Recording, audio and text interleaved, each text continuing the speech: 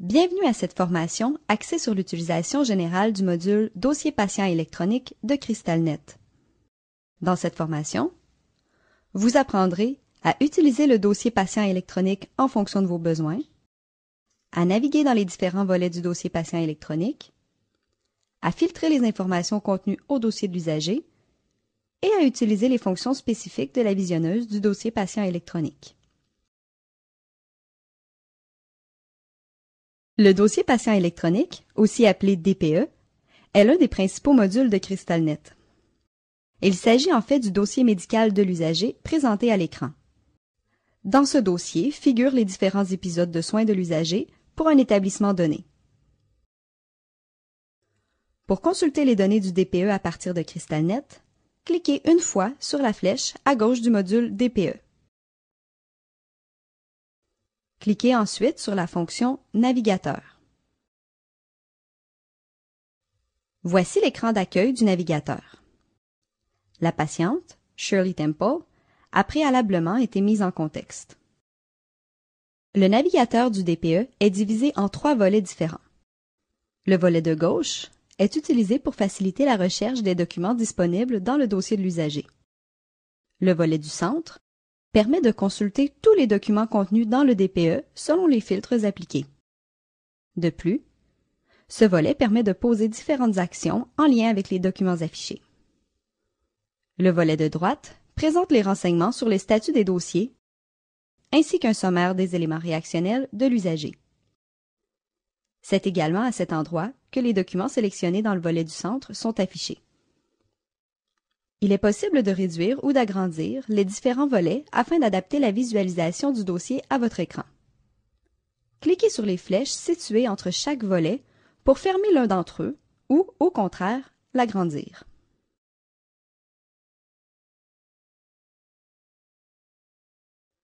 Nous allons maintenant nous attarder à la description détaillée des volets.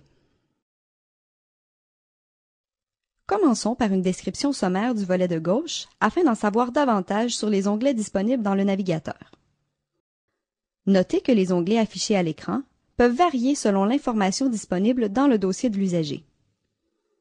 L'onglet « Épisode de soins » permet de visualiser certaines visites du patient mises en contexte. L'onglet « Documents incomplets MD » permet de consulter, par médecin, les documents à compléter pour le dossier de l'usager mis en contexte. L'onglet « Arborescence personnalisée » permet d'adapter l'arborescence du DPE aux besoins de l'utilisateur. L'arborescence est l'outil de classement des documents du DPE. Enfin, l'onglet « Signet » permet aux utilisateurs autorisés de consulter les documents marqués par un signet. Attardons-nous maintenant à chacun des onglets du volet de gauche. L'onglet « Épisode de soins » affiche les visites du patient regroupées par type d'épisode de soins. L'utilisateur peut alors sélectionner l'épisode pour lequel il souhaite obtenir de l'information. Les types d'épisodes de soins, ainsi que les documents qui s'affichent après la sélection d'un épisode, sont préalablement configurés selon les besoins de l'établissement. Par conséquent, il est possible que certains types de documents ne soient pas disponibles. Pour consulter de manière plus approfondie l'onglet Épisode de soins, cliquez sur le chevron situé à gauche d'Hospitalisation et chirurgie d'un jour. Voici l'historique des séjours du patient mis en contexte. Les dates d'admission et de départ sont également affichées. Cliquez maintenant sur l'épisode de soins le plus récent. Dans le volet central s'affiche la liste des documents disponibles pour cet épisode de soins. Observez le titre du volet central. Celui-ci indique le type de filtre appliqué. Dans notre exemple, le titre apparaissant est « Épisode de soins ».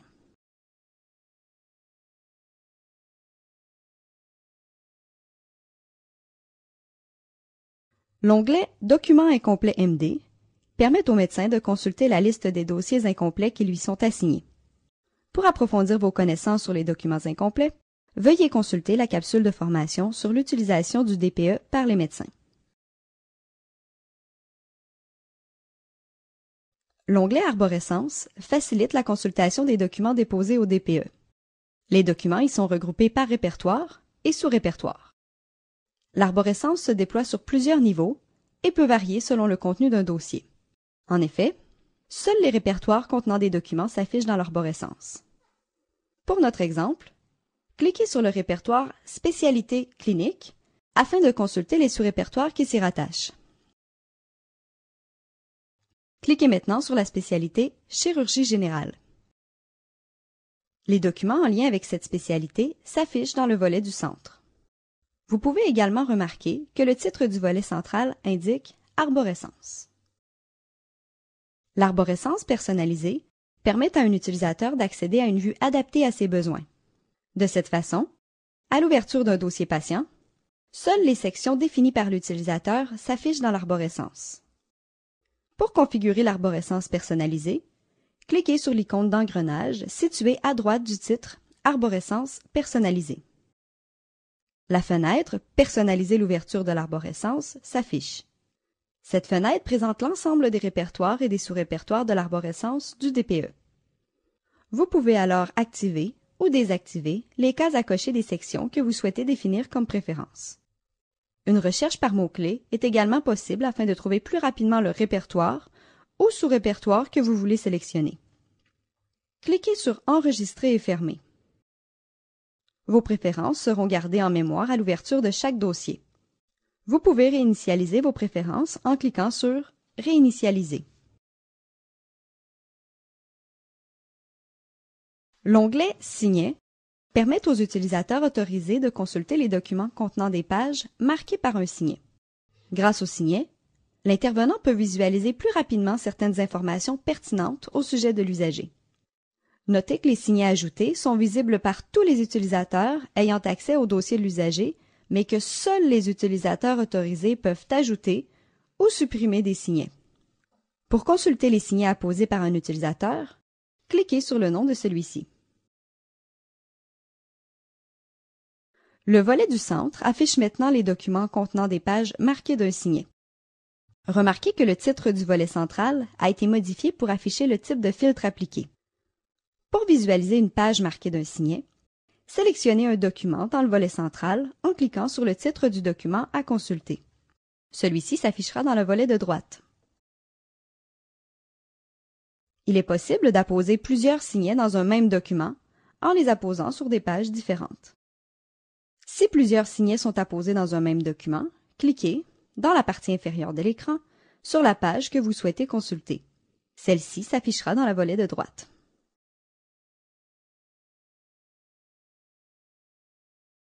Pour ajouter un signet, l'utilisateur doit tout d'abord afficher la page du document concerné. Notez que la sélection du document se fait à partir du volet central selon le filtre appliqué. Ensuite, dans le coin inférieur gauche de la visionneuse, cliquez sur l'icône du signet. Le signet s'affiche dans le coin supérieur gauche de la page. En tout temps, l'utilisateur peut supprimer ses propres signets en cliquant encore une fois sur cette même icône. Une autre façon de procéder au retrait d'un signet est de cocher la case correspondant au signet à retirer. Cliquez sur le bouton « Supprimer » pour enlever le signet sélectionné.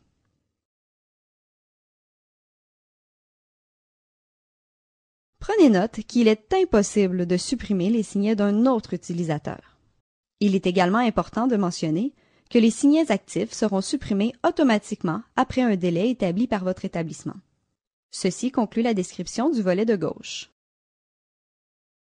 Voyons maintenant le volet du centre. Ce dernier affiche tous les documents contenus au dossier d'un patient selon le filtre appliqué dans le volet de gauche. C'est l'équivalent du dossier patient, format papier. Par défaut, les documents sont classés par ordre chronologique décroissant. Le classement peut s'effectuer selon la date de création du document, la date de visite à laquelle le document est rattaché ou encore de la date de la numérisation. La première colonne nous permet de sélectionner un document dans le but d'effectuer une action spécifique. Nous aborderons cet aspect dans la section consacrée au menu « Action ». La colonne « Titre » affiche le nom du document. La colonne « PACS » permet de savoir si une image PACS est associée ou non à ce document. Lorsqu'une image est associée, il est possible de cliquer sur l'icône pour afficher l'image provenant du PACS. La colonne Provenance indique le type d'épisode de soins en lien avec le document. La colonne Site indique le nom du site de provenance du document. Notez que l'ordre d'affichage des documents peut être modifié en cliquant sur le titre d'une des colonnes. Finalement, dans la dernière colonne, l'icône représentant un livre permet d'ouvrir la fenêtre « Consultation journal ». Cliquez sur l'icône du livre. Dans cette fenêtre, il est possible de visualiser l'ensemble des intervenants qui ont consulté le document sélectionné ou qui ont effectué une action en lien avec celui-ci. Cliquez sur le bouton « Fermer ». Différentes icônes peuvent être associées à un document. Elles permettent à l'utilisateur de voir, en un coup d'œil, si une action doit être posée sur un document ou sur le statut de celui-ci. L'icône de la feuille blanche indique qu'un document incomplet doit être complété par un médecin. Le crayon signifie que le document est à signer. Pour informer qu'un rapport est partiel, un triangle noir est affiché. Le triangle rouge identifie un rapport ou un document amendé non signé. Le point d'exclamation signifie que le rapport ou le document est amendé et signé. L'icône d'avertissement souligne que le document comporte une erreur ou a un statut d'erreur. Poursuivons maintenant avec le menu Actions.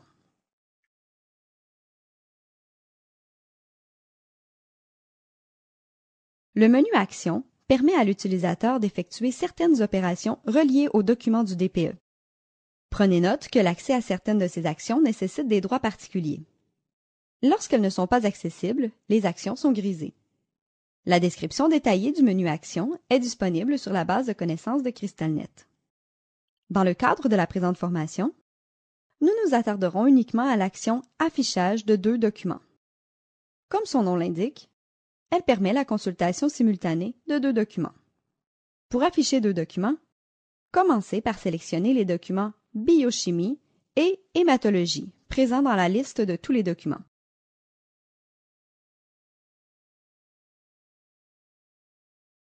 Cliquez ensuite sur le menu Action, puis sélectionnez Affichage de deux documents. Les deux documents sont présentés côte à côte dans une nouvelle fenêtre. Cette action est utile pour comparer deux résultats complémentaires ou pour consulter deux rapports de laboratoire et constater l'évolution de l'usager. Voilà qui termine la description détaillée du volet central. Examinons maintenant le volet de droite. Dans ce dernier figurent deux onglets importants, l'onglet Dossier patient et l'onglet Documents. Après la mise en contexte d'un patient, c'est le contenu de l'onglet Dossier patient qui s'affiche par défaut. Le changement d'onglet s'effectue automatiquement dès qu'un document est sélectionné dans le volet central du navigateur. Prenons maintenant le temps d'aborder plus en détail l'onglet Dossier patient. En haut de la fiche jaune se trouvent les renseignements concernant la fusion éventuelle de dossiers. S'il y a lieu, le décès du patient est également noté dans cette section. Le tableau orangé permet de visualiser le statut de numérisation des dossiers du patient pour chacun des sites de l'établissement. La ligne « Statut de numérisation » indique si le dossier du patient est entièrement, partiellement ou pas du tout numérisé.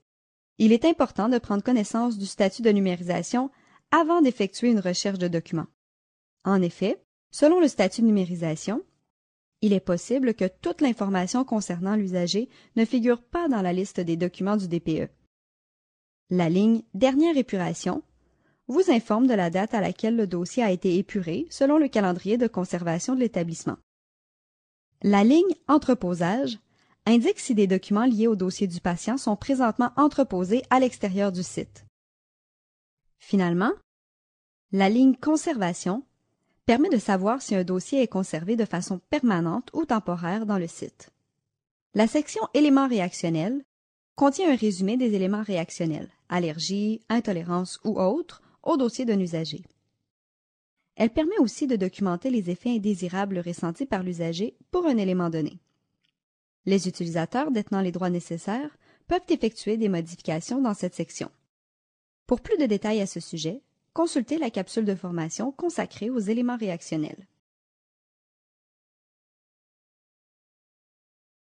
L'onglet Documents permet l'affichage à l'écran d'un document sélectionné à partir de la section centrale du navigateur. Pour afficher un document, cliquez d'abord sur le titre de celui-ci dans le volet du centre. Le document s'affiche dans la visionneuse, prêt à être consulté. Vous remarquerez également, dans le volet central, que le document affiché est surligné.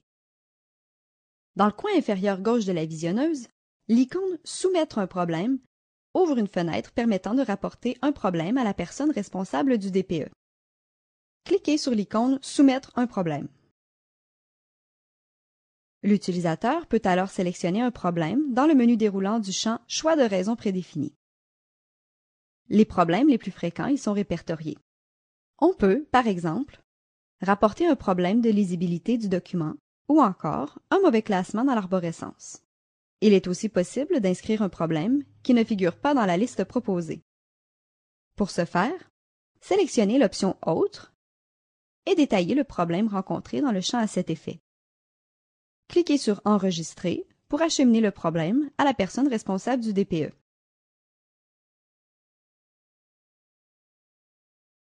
Les intervenants possédant le droit d'apposer des signets peuvent le faire en cliquant sur l'icône située au bas de l'écran. À partir de la visionneuse, les utilisateurs autorisés peuvent annoter un document en cliquant sur l'icône représentant une punaise. La fonction d'annotation remplace les notes papier déposées au dossier pour communiquer des renseignements administratifs. On peut, par exemple, annoter un rendez-vous planifié ou indiquer qu'un message a été laissé sur la boîte vocale de l'usager. Il importe de savoir que chaque établissement est responsable d'identifier les types de documents pouvant être annotés. Cliquez maintenant sur l'icône d'annotation. La fenêtre « Annotation » s'affiche. Pour ajouter une nouvelle annotation, cliquez sur le bouton « Nouvelle annotation ». Dans la fenêtre « Ajout d'une annotation », une liste d'annotations prédéfinies par l'établissement est disponible. À titre d'exemple, sélectionnez « Vue » pour indiquer que vous avez pris connaissance du document. L'espace « Texte de l'annotation » permet d'ajouter plus de détails au sujet de l'annotation. Cliquez ensuite sur « Enregistrer et fermer ». La fenêtre Annotation contient maintenant la note nouvellement ajoutée. La date à laquelle la note a été créée, le nom de l'auteur, ainsi que le contenu de la note seront visibles. Plusieurs notes peuvent être ajoutées à un même document. Les notes sont alors classées de la plus récente à la plus ancienne. Sachez qu'une note ne peut pas être modifiée ou supprimée par son auteur. Cependant, l'auteur peut créer une nouvelle note et inscrire dans la zone de texte l'annotation à modifier. La note ajoutée à un document s'affichera à l'ouverture de celui-ci dans le DPE. Pour terminer, cliquez sur « Fermer » pour visualiser le document et ne plus voir l'annotation. Ceci met fin à la description du volet de droite du navigateur. Vous avez maintenant terminé la formation axée sur l'utilisation générale du dossier patient électronique de CrystalNet. Répondez maintenant au questionnaire suivant afin de valider vos connaissances. Avant de débuter, vous pouvez consulter de nouveau certaines notions en cliquant sur la section désirée dans la table des matières.